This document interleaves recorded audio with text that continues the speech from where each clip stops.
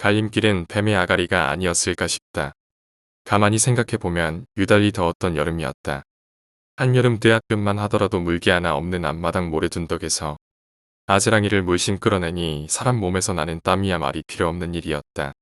그나마 산속의 사정은 읍내보다야 훌쩍 나은 편이라 읍내로 많이 몰리던 사람들도 오히려 산 중턱에 종종 사는 지인들의 집으로 피난 아닌 피난을 갈 정도이니 이 또한 진풍경이라고 할 수 있겠다.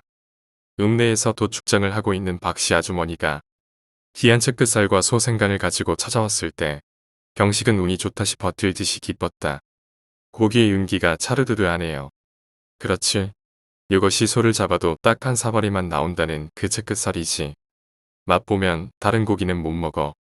말복이 가까워오자 여름 더위를 피해 피서를 온 박씨 아주머니는 기왕 온 김에 기력회복이나 함께하자고 귀한 고기를 싸들고 온 것이다. 경식은 부모님을 따라 서울에 나가 산 지가 10년이 넘었지만 여름만 되면 피서차 큰아버지 댁으로 놀러 오고는 하였다. 올해는 부모님이 많이 바쁘신 까닭에 혼자서 큰아버지 댁을 방문한 경식은 아이가 없는 큰아버지 댁의 사정과 겹쳐져 유독 큰 사랑을 받고 있었다. 실상 큰아버지와 친한 마을 사람들 치고 경식을 모르는 이가 없으니 오래된 고향에라도 온 것처럼 마음이 편했다. 경식이가 올해 몇 살이지? 23이에요. 이제 우리 경식이 장가들어야 되겠네. 큰아버지는 읍내에 참외 팔러 나가시고 큰어머니와 박씨 아주머니만 같이 점심을 먹는 것이다. 그렇다고 밖에 일하러 나간 사람의 몫을 안 챙긴 것은 아니지만 소생간이야 빨리 먹지 않으면 금방 푹 썩어버리니 있는 사람들끼리만 이라도 속히 먹어치워야 하는 것이었다. 먹는 김에 본인들 몫의 채끝살도 굽는다. 지글지글 구워지는 쇠고기 냄새가 여간 달달한 것이 아니었다. 하지만 여름 나절의 목이나 시원한 것으로 죽였으면 더할 나위 없이 좋을 것 같다는 생각에 큰아버지 오실 적에 막걸리나 좀 사오시라고 전화를 걸어본다. 안 받으시니? 전화가 꺼져 있네요. 어이구. 그러게 그 양반 핸드폰 좀 바꾸라니까. 그렇게 공방공방 픽 죽어버리는 핸드폰 뭐하러 애지중지하고 얼싸았는지 모르겠네. 결국 얼음물하고 시내에 띄워놓았던 수박을 잘라먹는 것으로 마무리했다. 나무 바닥이라 시원한 대청마루에서 산바람을 맞으며 팔자 좋게 드러누워 스마트폰으로 유튜브 영상이나 뒤적거리고 있자니 날은 금방 저물었고 박씨 아주머니네 아저씨까지 합류해 집안은 더 시끌시끌해졌다. 김씨 아저씨는 박씨 아주머니에게 대뜸 이놈의 옆엔내는 서방이 땀 뻘뻘 흘리면서 도축장 청소할 때는 콕배기도 안 보이더니 이런 좋은데 혼자 와서 신선 노름하고 있었느냐고 타박 아닌 타박을 하는 것으로 인사를 대신했다. 경식도 나름 반색하며 아저씨를 반겼는데 이는 아저씨가 한아름 들고 온 막걸리와 삼겹살 5근이 한 몫을 단단히 한 것이다. 이제 저녁을 준비해야 할 때가 되었는데 아직도 큰아버지가 돌아오지 않자 큰어머니는 손님 대접을 위해 가래떡과 직접 양봉에 따온 벌집을 준비하며 경식에게 한마디를 일러둔다. 경식아, 읍내 좀 빨리 가서 큰아버지 좀 모셔와라. 경식은 조금 귀찮았지만 그래도 큰아버지를 두고 이 맛있는 것들을 먹을 수는 없겠다 싶어서 더 늦기 전에 발걸음을 재촉했다. 어차피 가래떡이나 굴, 수박, 참외 따위의 후식이라 지금 꺼내진 않을 것이고 고기도 양념 준비하고 불을 피우다 보면 시간이 꽤나 걸릴 테니 빨리 다녀오는 편이 이득이었다. 급히 신발을 신고 끈을 질끈 묶고 있는데 아저씨가 한마디 거둔다. 경식아, 저기 등 굽은 전나무 있는 데로는 가지 말고 더 걸리더라도 큰 길로 쭉 돌아서 가거라. 예, 왜요? 거기가 더 빠르잖아요. 가보진 않았지만 들은 건 있어가지고 지름길로 가려고 했던 경식. 아저씨는 경식의 물음에 담배한 개비를 꺼내어 물며 말을 이었다. 눈은 등불에 모여든 불나방을 바라보며 이렇게 어두울 때는 좁고 어두운 길로 가는 게 아니야. 그냥 그렇게만 알아둬. 혹시 두 갈래 길 나오거든 무조건 왼쪽으로만 가거라. 이 옆엔 내가 왜 쓸데없는 말로 기어들어. 들어있어. 아, 왜 소리를 지르고 그래? 그럴 수도 있지.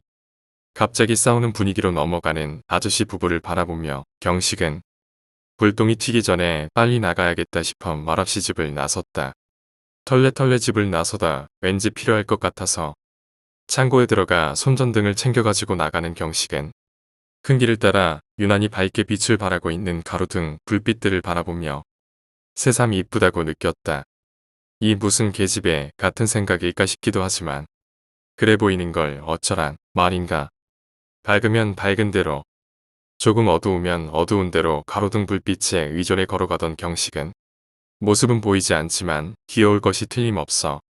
그 모습을 상상하게 만드는 개구리의 울음소리나 간간히 보이는 영롱한 개똥벌레 불빛 따위에 감동하며 서울에서는 상상도 할 수 없는 힐링을 하고 있다고 기분이 몹시 좋아졌다. 사람 하나 없는 한적한 시골의 밤길이라고 해서 조용하지는 않다. 개구리가 우는 소리나 여름매미가 우는 소리, 불벌레 우는 소리에 산바람이 우거진 나뭇잎들을 흔들어 놓아 사각대는 소리, 가끔 밤산새 우는 소리에 작은 산짐승들이 수풀을 헤치고 다니며 내는 잡스러운 소리들이 한데에 어우러져 다소 자극적이다. 빛을 보고 모여드는 커다란 나방들이나 귀찮게 꼬여드는 모기와 각다기 떼들도 예외는 아니고 빠르게 날아들어 깜짝깜짝 놀라게 만드는 깔따구 떼는 겁도 없는 모양이다. 여름의 밤은 더욱 무르익어갈 때까지 낮 동안 계속 머금어왔던 열기들을 꾸준히 가지고 있기에 여전히 더웠지만 산에서 바람이 내려오는 시간이라 선선한 바람들이 불어올 때마다 몸이 기분 좋은 시원함에 바르르 떨려온다. 이러한 즐김의 시간 와중에 경식은 문득 고개를 돌려 우측에 자리 잡은 돌 비석을 바라보았다. 사설곡 이 숲길의 이름이었다. 그 비석 옆에는 아저씨가 말한 등 굽은 전나무가 마치 비석을 보호하는 지붕처럼 등 굽어 달빛을 가려주고 있었다. 기분이 한껏 달아올랐기 때문일까. 아저씨의 묵에 있던 경고보다도 빨리 읍내에 가서 큰 아버지를 모시고 집으로 돌아와 맛있는 저녁을 먹고 싶은 마음이 더 간절하게 떠오르기 시작했다. 경식이 사설곡의 숲길로 들어서는데 걸린 시간은 그가 가지고 있던 고민의 무게만큼이나 짤막했다. 숲은 컴컴하게 우거져 가로등은커녕 달빛조차 들어올 틈이 없었지만 손전등이 있었기에 들어설 수 있었고 의외로 나무나 수풀이 주변에 빽빽이 자라난 탓에 반사되는 것들도 많아서 길도 잘 보이는 편이었다. 물론 사설곡에 들어선 지 얼마 지나지 않아 그 무겁고 차가운 분위기에 압도되어 괜히 들어왔다 싶은 생각이 들었지만 기왕 들어온 것 이곳은 지름길이니까 빨리 나갈 수 있다는 생각에 발걸음을 더욱 재촉했다. 가끔 사박거리며 팔에 밟히는 풀소리 따위에 놀라거나 뭔지 모를 것이 지나가며 내는 수풀소리 따위에 흠칫흠칫 놀라며 후회와 안도를 반복하며 걷는 경식은 이미 도의 따위는 잊은 지 오래였고 이곳을 빠져나가면 자신이 얼마나 용감했는지를 친구들에게 자랑할 수 있는 무용담이 생긴다는 것 하나를 위안 삼아 연신 용기를 채우며 발걸음을 떼곤 하였다. 그리고 눈앞에 똑같아 보이던 광경들이 사뭇 달라졌다. 아, 이게 아줌마가 말하던 높이도 방향도 다른 두 갈래의 길이 나타났다. 우측에 난 길은 내리막길로 사설곡에 들어선 이후로 계속 조금씩 올라가기만 했던 터라 이제는 내려가기만 하면 되는가 하는 생각을 갖게 하였고 좌측에 난 길은 오르막길이었는데 더욱 수풀들이 우거져 컴컴해 보였다. 이상했다. 자주 다녔던 길이라 당연히 어느 방향으로 갈지 알 텐데 생각이 나질 않는다. 낮이었다면 멀리 바라봐서 보이는 산세나 문득문득 보이는 읍내의 모습들로 방향을 정해서 갈 수도 있었겠지만 지금은 한 치 앞도 보기가 힘들었다. 문득 경식은 아주머니가 왼쪽 길로 가야 한다고 이야기한 것이 떠올랐다. 경식은 제자리에서 고민하다가 지금도 시간이 흐르고 있다는 것을 깨달아 스마트폰을 뒤져 위치 정보를 검색하기 시작했다. 머지않아 GPS로 경식의 위치와 함께 주변의 약도가 화면에 뜨기 시작했다. 우측 길로 들어설 시에는 바로 읍내가 나타났고 좌측의 길로 들어서면 야산의 중턱까지 올라가 왼절 하나를 지나야만 읍내로 내려가는 길이 나왔다. 일부러 지름길로 가느라 여기까지 왔는데 돌아서 가면 의미가 없지. 경식은 우측 길로 향하며 걸음을 재촉하기 시작했다. 내리막길인지라 걷기도 수월했고 마음도 놓이는 편이었다. 점점 진흙같이 젖은 흙들로 길이 이루어져 있는 까닭에 발 아래를 조금 신경 써서 걸어야 했지만 그런 것은 일찍만 도착한다면 신경 쓸 바가 아니었다. 뭐지? 뭔가 분위기가 이상해져 간다. 주변에 끊임없이 들려오던 갖은 소리들이 어느새인가 멎어 있었다. 사람과 대화를 하던 도중에도 상대가 큰 소리를 내는 것보다는 갑자기 대화가 끊기고 정적이 흐를 때가 더 주목받는 순간이다. 하물며 갑자기 주변의 소리들이 사라지는 순간이야. 당연히 신경이 곤두서는 순간인 것이다. 아무 소리도 들리지 않는다. 들리는 것은 본인의 신발이 꾹 하며 젖은 흙을 밟는 소리뿐이었다. 이제는 기분 나쁘게 느껴지는 그 질척함이 기분을 바꿔놓는다. 바스락. 경식은 문득 자신의 우측에서 들려온 소음에 고개를 돌렸다. 랜턴이 빛을 쏘아내어 밝혀주고 있는 그곳에는 무덤으로 보이는 잡초 무더기가 하나 자리 잡고 있었다. 마치 오래된 마을마다 하나씩 어기에 자리 잡고 있는 선앙당의 그것처럼 노랗고 긴 천들이 돌 하나씩을 매단 채로 나무에 묶여 늘어져 있었다. 그리고 주변에 돌탑이 몇 개 쌓여 있었는데 을의 돌탑들은 지면보다 높게 솟아 흙이 묻지 않는 까닭에 마른 채로 유지되는 것이 대부분이건만 이 돌탑들은 이끼가 잔뜩 키어 뭔가 목에 걸린 듯 자극되는 기분 나쁜 느낌마저 주었다. 습기를 잔뜩 머금어 씁쓸하고 비릿한 이끼 냄새가 연신 코를 자극한다. 어디선가 공방내도 잔뜩 나는 것 같고 퀴퀴한 냄새에 속이 울렁거린다. 경식은 그 비석조차 없는 풀무더기 무덤을 빠른 속도로 걸어내려가 빠져나왔다. 의문스러운 것이 있다면 벌써 나왔어야 할 내가 여태 보이질 않는 것이다. 큰아버지의 집은 그렇게 높은 산에 위치하지 않았고 산 자체도 그렇게 높지 않았다. 그런데도 내리막길이 한참을 이어져 거의 30분을 걸은 것 같은데도 불빛 하나 보이질 않는 것이었다. 경식은 주변을 살피는 데에 소홀해질까봐 꺼내지 않았던 스마트폰을 켜보았다. 아무것도 표시되지 않는다. 아예 스마트폰에 전원 자체가 들어오지 않는 것이었다. 분명 대청마루에서 유튜브 동영상을 본답시고 충전기를 꽂은 채 하루 종일 지냈는데 배터리가 없을 리가 없다. 고장인가? 그저 운 나쁘게 느닷없이 고장난 것인가 여길 수밖에 없는 일이었는데 주변 사람들과의 연락수단이 사라지자 오는 당황감은 여태까지 걸어왔던 음산한 산길에 비할 바가 아니었다. 전원 버튼을 열심히 누르면서도 랜턴을 열심히 저으며 주변을 살펴 내려가는데 이제라도 달려서 돌아갈까 하는 생각이 지배적으로 들기 시작했다. 쓸데없는 상상이 머리를 장악해 연신소름이 우수수 돋는다. 주변은 추워진 지 오래였고 이제는 숲이 움직이는 것 같이 아른거리는 착각마저 들었다. 경기 근무살 때에는 한 곳만 바라보면 안 된다. 자꾸 이상한 생각이 들고 내 눈이 사물을 왜곡해서 인식해 군대에서 들은 지침사항을 끊임없이 머릿속에 되뇌며 저것은 내 환상이다라고 마음을 다진다. 숲 주변의 그림자들이 움직이는 것 같고 점점 다리를 움직이는 것 자체가 힘들어지기 시작했다. 이대로 주저앉으면 날이 밝은 대로 누군가 지나가다가 발견해 주지 않을까 하는 생각이 들고 그냥 잠들기만 하면 무서운 것도 모르고 날이 밝아 있을 거야 하는 생각도 들었다. 귀신을 만나 까무러쳤다는 이야기는 들어봤어도 까무러쳐 있는 사람을 다시 깨워 해코지했다는 귀신은 들어본 적이 없기 때문이다. 하지만 경식은 이런 살떨리는 환경 속에서 잠들 만한 담력이 없었다. 그저 억지로 발을 한 걸음 한 걸음 옮길 뿐이었다. 뭔가 환한 것이 나무들 틈 사이로 비쳤다 사라졌다. 경식은 혹시나 싶어 걸음을 재촉해 더 내려가 보았다. 멀리서 불빛들이 보이기 시작한 것이다. 갑자기 몸에 힘이 나서 경식은 뛰다시피 산길을 마저 내려가기 시작했다. 일단 목표가 보이자 그곳까지 내려가는 것은 순식간이었다. 그런데 내려가면서 드는 의문은 불빛들이 너무 적다는 것이다.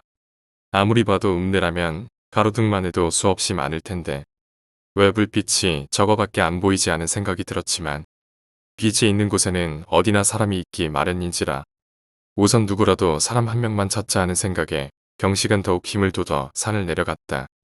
산을 내려온 경식의 동공은 중심을 잡지 못하고 흔들렸다. 자신이 전혀 모르는 장소가 나타났기 때문에 그리고 그 장소에는 온통 허름한 폐가만이 가득했다. 멀리서 보인 불빛들은 가로등 같은 것들이 아니라 폐가들의 입구마다 규칙적으로 존재하는 현관을 비추는 등불들이었다. 등불들은 모두 현관의 옆에 붙어 똑같은 디자인으로 붙어 있었는데 백열전구로 보이는 밝은 주황빛의 전구가 하나씩만 달려있을 뿐이었다. 사람이 살 것이라고는 눈곱만큼도 생각할 수 없는 이 폐가들 속에서 왜 이런 등들이 하나씩 달려있는가. 폐가들은 낡은 판자 같은 것들이 사글대로 사가 우수수 떨어져 내리고 있었고 유리창은 전부 깨져 내부를 보여주고 있었는데 온통 시커먼 어둠뿐이라 보이지도 않았다. 거미줄이 사방에 쳐져 간혹 부는 바람에 이리저리 휘적대며 흩날리는데 정작 거미는 한 마리도 보이지 않는다. 주변은 몹시 고요했다. 저기요. 소리를 높여 누군가를 찾을 용기가 나지 않았다. 여기서 소리를 내면 무언가 알 수 없는 것이 튀어나와 자신을 덮칠 것 같은 느낌이 들어 겁부터 났다.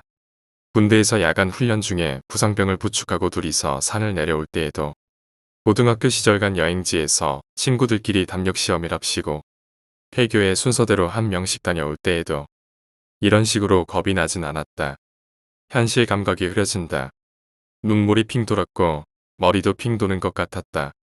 이게 사람들이 말하는 공황장애인가? 숨쉬기가 힘들어졌다.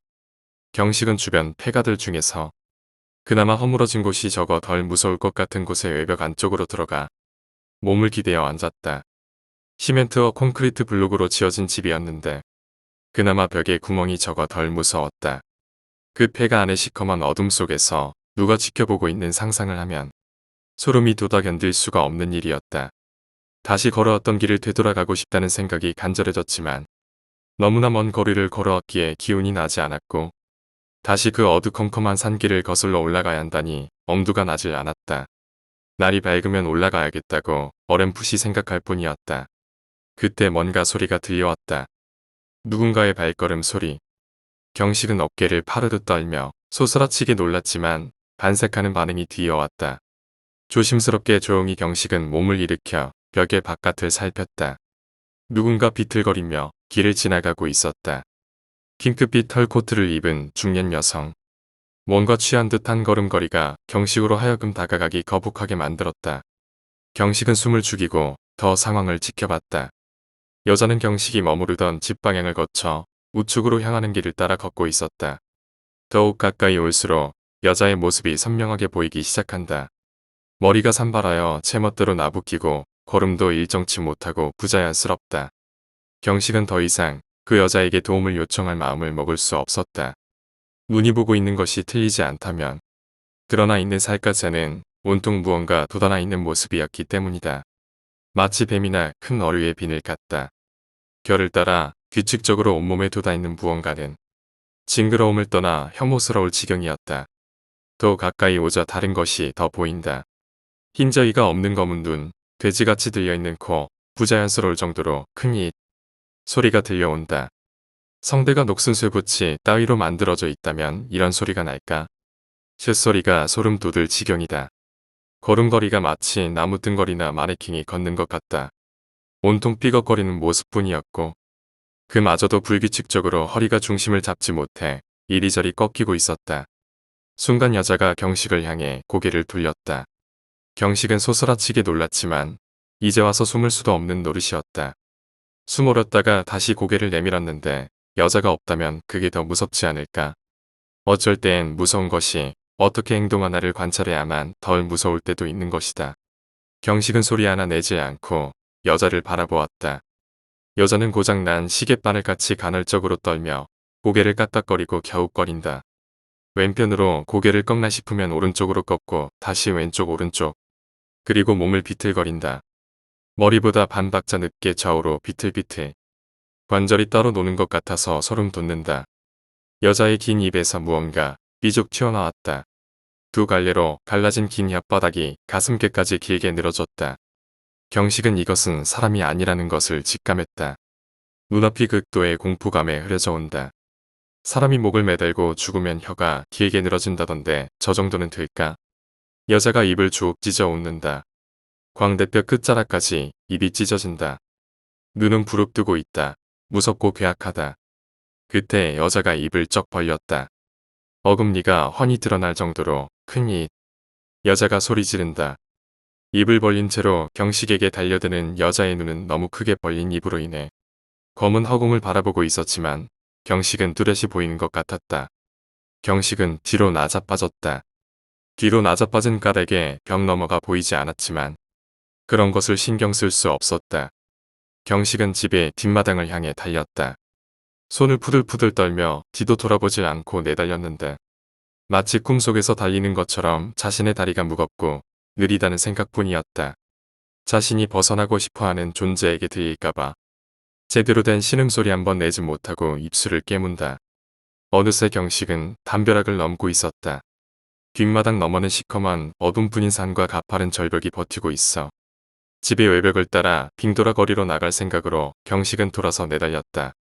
집의 외벽 안쪽에서 손이 튀어나와 경식의 상의를 움켜쥐었다. 콕 소리와 함께 경식은 자신을 붙잡은 손을 내려다보았다. 온통 뭔가가 돋아있는 그 손은 말라붙은 피딱지가 가득했고 손톱이 하나도 없었다. 경식은 패닉에 빠져 경기를 일으키며 자신을 붙잡은 손을 미친 듯이 두들겼다.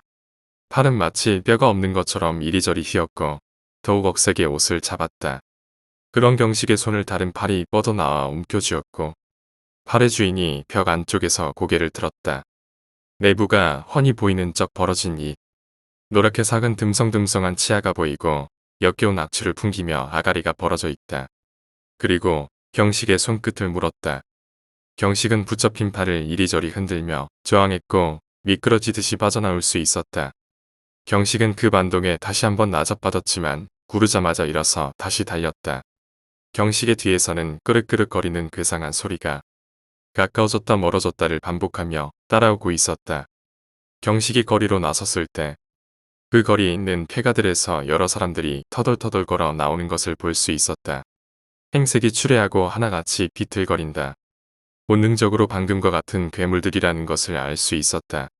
경식은 그것들이 자신을 발견하고 달려들기 전에 폐가가 있는 거리를 아예 벗어나고자 있는 힘껏 달렸다. 거리를 지나면 지날수록 이제 막 집에서 나오고 있는 그것들하고 가까워지곤 했는데 어김없이 들려오는 삐걱거리는 벼소리가 팔다리의 힘을 빼앗아가는 것 같았다. 공포감의 정신이 혼미해질 지경이다. 언뜻 보이는 그들의 모습은 무언가가 피부에 잔뜩 돋아 그곳에서 노랗고 붉은 진물을 질질 쏟아내고 있는 모습이 문둥병 환자들의 것보다도 끔찍스러웠다. 바로 뒤에서 들려오던 끄륵거리는 소리는 점차 가까워졌다 멀어졌다를 반복하며 점점 그 숫자가 늘어가고 있었다.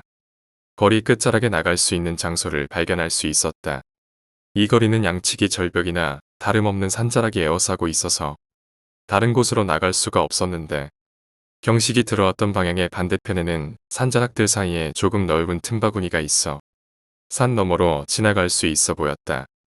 경식은 있는 힘을 쥐어짜내어 그 틈을 향해 달렸다. 마치 양쪽 귀에 대고 소리를 내는 양.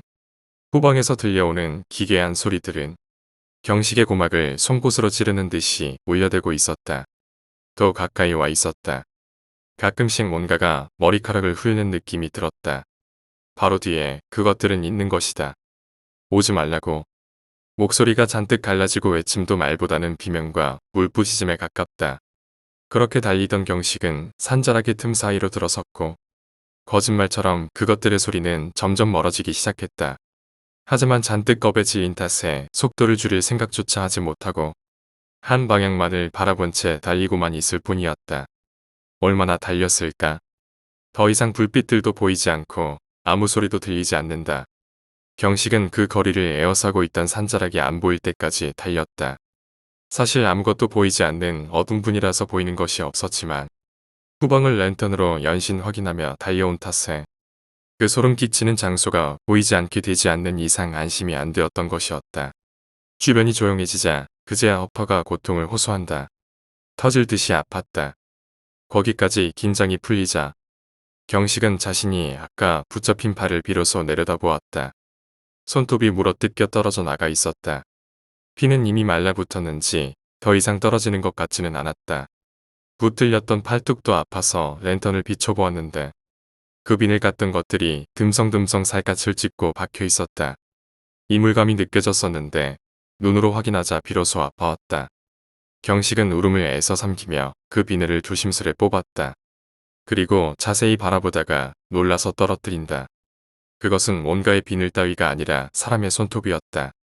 소름이 돋고 끔찍해 견딜 수가 없어. 경식은 털어내듯이 거칠게 자신의 팔에 박힌 손톱들을 다 뽑아버렸다. 상처가 더 찢어져 피가 새로 흘러나왔지만 전혀 상관하지 않았다. 지금 느끼고 있는 고통과 견디기 힘들게 거북스러운 이물감들보다도 경식에게 경악스러운 생각이 불현듯 떠올랐다. 그 소름 끼치던 것이 자신의 손톱을 뽑은 이유는 자신의 살에 그것을 꽂아놓기 위해서라는 생각. 그것들의 손톱이 없는 이유는 자신의 손톱들을 뽑아서 역시 무더피 아찔해졌다. 경식이 자신의 피에서 쇠 냄새를 맡은 것은 팔에 박힌 손톱을 다 뽑고 쥐저져버린 후였다. 소리내서 울 자신이 없어 끄끄거리며 울음을 삼킨다. 누군가 듣고 자신에게 달려들까 오한까지 난다. 차라리 이대로 죽어버렸으면 좋겠다는 생각까지 들었다. 그럼 이곳에서 벗어날 수 있지 않을까? 사후세계 따위가 없더라도 그냥 모든 것을 멈추고 싶었다. 아무것도 느끼고 싶지 않았고 아무 생각도 하기 싫었다. 하지만 피부로 전해지는 차가운 공기와 자신이 딛고 있는 온통 흙무더기뿐인 땅은 벗어날 수 없는 진짜였다. 집 생각이 났고 가족들 생각이 났다. 친구들 생각이 났고 방금 전까지 자신이 머무르던 큰아버지의 집도 생각이 났다. 그때 아저씨의 말을 듣고 큰 길로 갈걸. 하늘을 봐도 별 하나 보이지 않는다. 아무리 밝은 등을 켜봐도 온통 어둠뿐인 심해처럼 주변에 깔린 어둠은 랜턴의 불빛조차 모조리 집어삼키고 있었다. 산이고 나무고 길에 차이는 돌 하나도 없는 오로지 흙만 그 끝을 알 수 없게 깔려있는 평지였다. 랜턴 불빛이 반사될 만한 사물 하나 없는 어둠뿐인 곳. 끝없이 넓은 곳인데도 불구하고 폐소공포증이 오는 것 같았다. 그때 주변에서 누군가의 말소리가 들렸다. 경식아, 경식아. 경식은 바들바들 떨리는 손으로 랜턴을 이리저리 돌려가며 주변을 살폈다. 그게 누구든 간에 확인을 해야만 했다. 머지않아 경식은 자신의 앞에서 걸어오고 있는 그림자 하나를 발견할 수 있었다. 고운 하늘빛, 저고리를 입은 노인.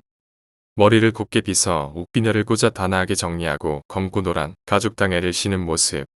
할머니의 장례식 때 보았던 익숙한 것들. 할머니, 이거사. 여기가 어디라고 왔어? 응. 할머니는 한 걸음에 달려와 경식을 끌어안아 주었다. 경식은 그제야 긴장을 풀고 할머니의 품에 안겨 서럽게 흐느꼈다. 할머니, 나 집에 가고 싶어.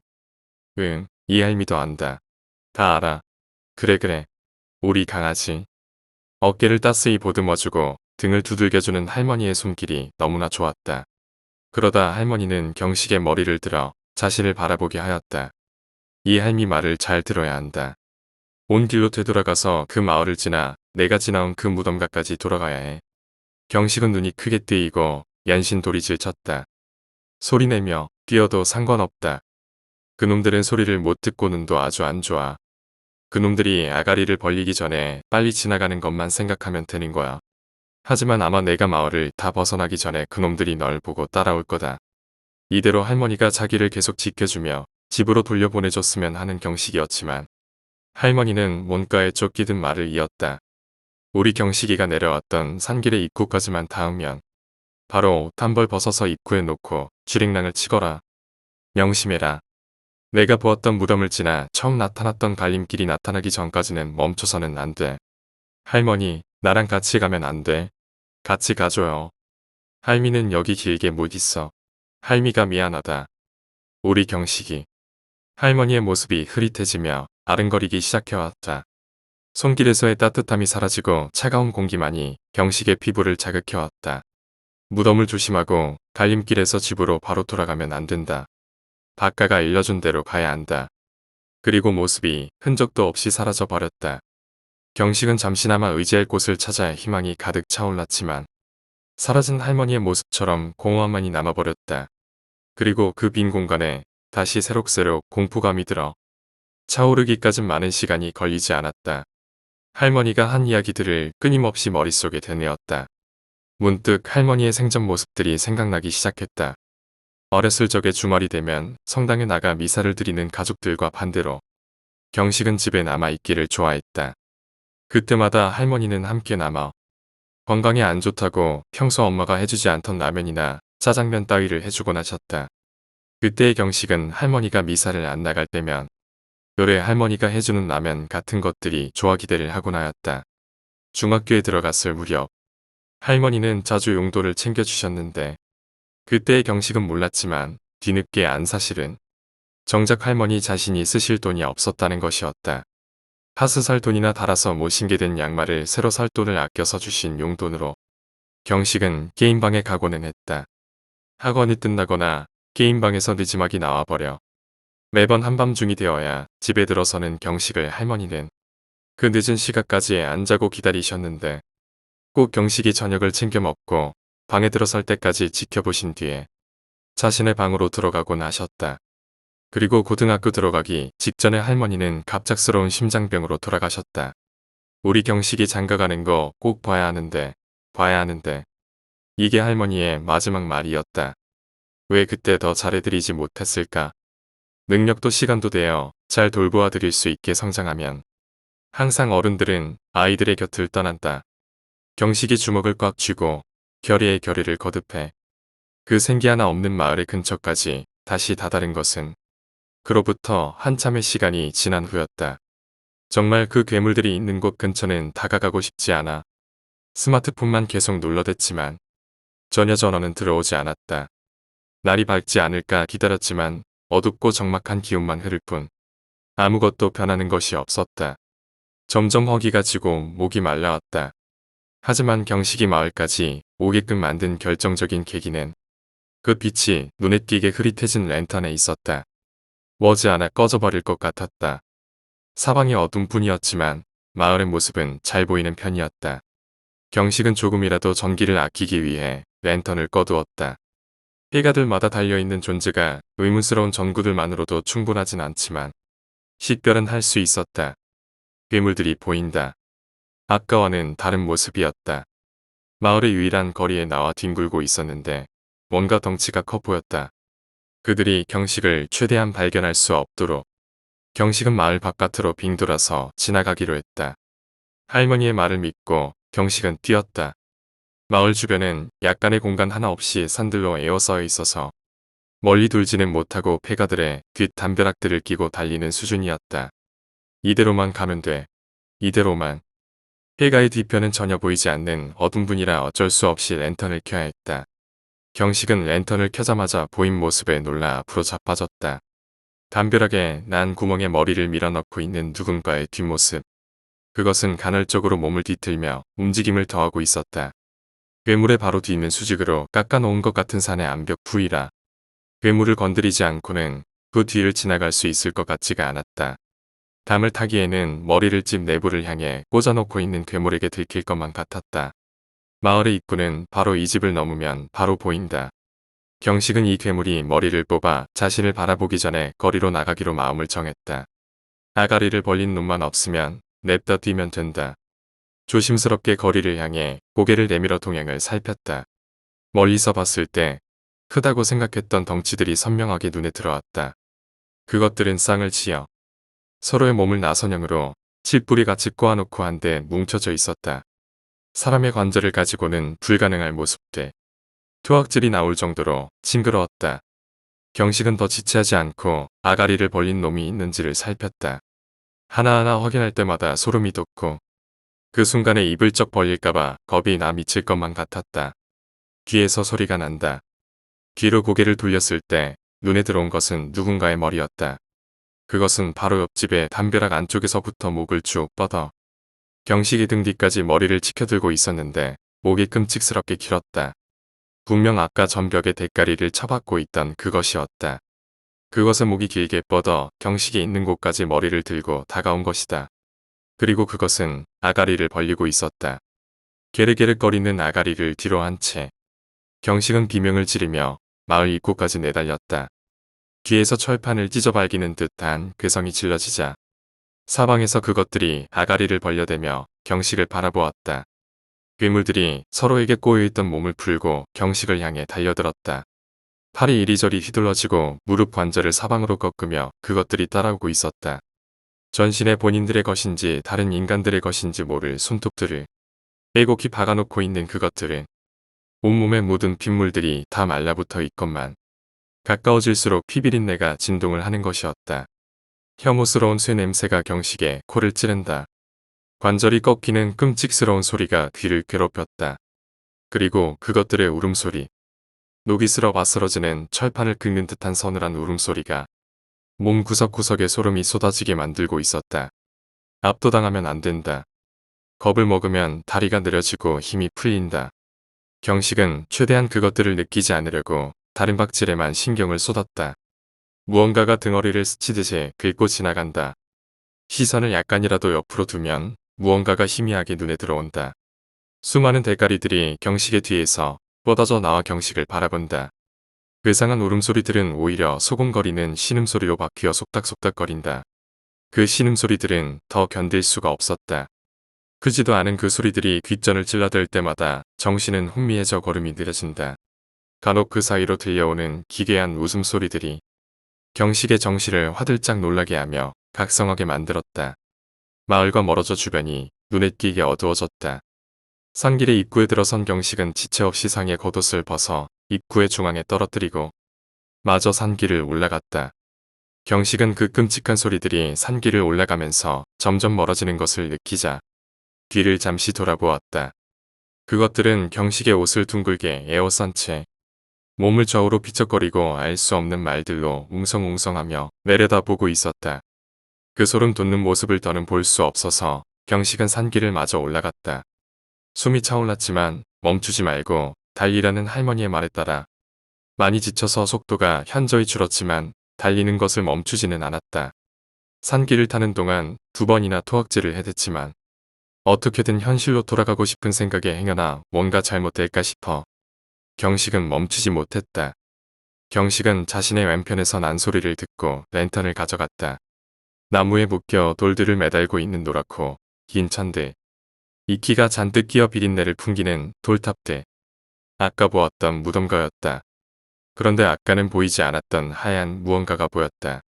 경식은 그것을 아래서부터 조심스럽게 훑어 비춰보았다. 한 여자가 하얀 원피스를 입고 서 있었다. 2 팔의 관절이 온통 꺾인 채 그 팔들을 자신의 목에 감아놓고 있었다. 머리카락이 온통 얼굴을 뒤덮고 있어 얼굴이 보이지 않았다. 마치 자신의 팔로 목을 매달고 있는 듯 한 형상이었다. 목을 휘감고 있는 팔의 끝에는 하늘을 향해 솟아오른 손바닥이 보였다. 떨리는 손을 다잡고 경식은 애써 못 본 척하며 산길을 뛰어 올랐다. 그러다 문득 의심이 들었다. 아무것도 보이지 않는 어둠 속에서 랜턴을 들고 지나가는데 나를 못 볼 리가 없지 않나? 혹시 그것도 자신을 못 보았나 싶어 경식은 산길을 올라가며 뒤를 향해 랜턴을 비췄다. 자신의 바로 뒤에 다가와 서 있는 여자. 팔로 목을 감고 있는 여자. 경식은 여자를 비추며 더 속도를 내어 뛰어 올라갔다. 여자가 점점 멀어졌다. 가만히 서 있을 뿐 여자는 걷기조차 하지 않았다. 그러다 앞을 봐야 해서 경식은 다시 앞을 랜턴으로 비췄다. 얼마간 그 자세를 유지하고 뛰었다. 더는 뛰는 게 한계라고 생각해 멈춰서 조금이라도 쉬고 싶었다. 다리가 풀릴 것 같고 쥐가 나는 것 같았다. 경식은 뒤를 돌아보았다. 그 여자가 또 서 있었다. 그 여자는 전혀 움직이고 있지 않았다. 다만 하늘을 향해 있던 손바닥이 경식을 향해 내려다보듯 펼쳐져 있다는 것이 다르다. 비정상적으로 하얀 손은 배곡 같다는 감상 좋은 느낌보다는 인간 시체의 싸늘한 느낌이다. 미친 듯이 뛰기 시작한 경식에게서 다시 그 여자는 멀어졌다. 그때 랜턴에 불이 꺼져버렸다. 빛이 사라져 아무것도 보이지 않게 되었을 때의 공포는 이루 말할 수가 없었다.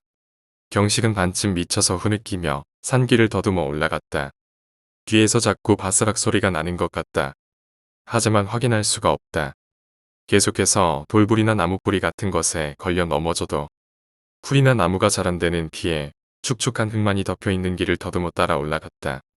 풀벌레 소리라도 들렸으면 좋겠다고 생각했는데 정말 부자연스러울 정도로 주변은 적막했다. 그래서 자꾸 뒤편에 바스락 소리가 나는 것 같다는 착각이 일어나는지도 몰랐다. 들리는 것은 경식의 가쁜 숨소리와 땅을 박차는 발소리뿐이었다. 그러다 전방이 점점 밝아오는 것을 보게 되었다. 경식은 거의 구르다시피 산길을 마저 올라갔다. 올라가면 올라갈수록 점점 밝아져 왔다. 이제는 끝났구나 싶어서 냅다 마저 달렸다. 어떻게 있는 대로 지쳐있는 자신에게서 이런 힘이 나는지 경식도 의아할 정도로 빠르게 길을 올라갔다. 이제 앞에 가로등이 보이고 익숙한 광경이 멀리서부터 보이기 시작했다. 주변은 이미 멀리서부터 밝혀져 오는 불빛들에 의해 사물의 식별이 가능할 정도로 밝아져 있었다. 환희, 이제는 정말 모든 것이 끝났구나 하는 안도감. 그래서 경식은 안도의 한숨을 내쉬며 마지막 확인차 뒤를 돌아보았다. 여자가 서 있었다. 온몸에 피가 차갑게 굳는 느낌이었다. 여태까지 랜턴이 꺼져 한 치 앞도 안 보이던 그 순간까지도 이 여자는 자신의 뒤에 서 있었다는 말이다. 경식이 보고 있을 때는 움직이지 않는 여자. 팔로 목을 맨 듯이 자신의 목을 팔로 휘감아 놓은 여자의 모습은 더 끔찍해져 있었다. 팔과 목이 늘어나 있었다. 목의 길이만 살펴면 될 것 같았고 그 늘어난 목을 휘감고 있는 두 팔은 더 길게 늘어나 목줄기를 휘감고도 두 손바닥이 경식을 향해 뻗어져 있었다. 이 여자의 손은 티 하나 묻어있지 않고 새하얀 모습이었지만 손톱이 없었다. 원래부터 존재하지 않는 것이냐. 손가락의 끝은 아무것도 달려있지 않고 매끈했다. 갈림길까지는 얼마 남지 않았다.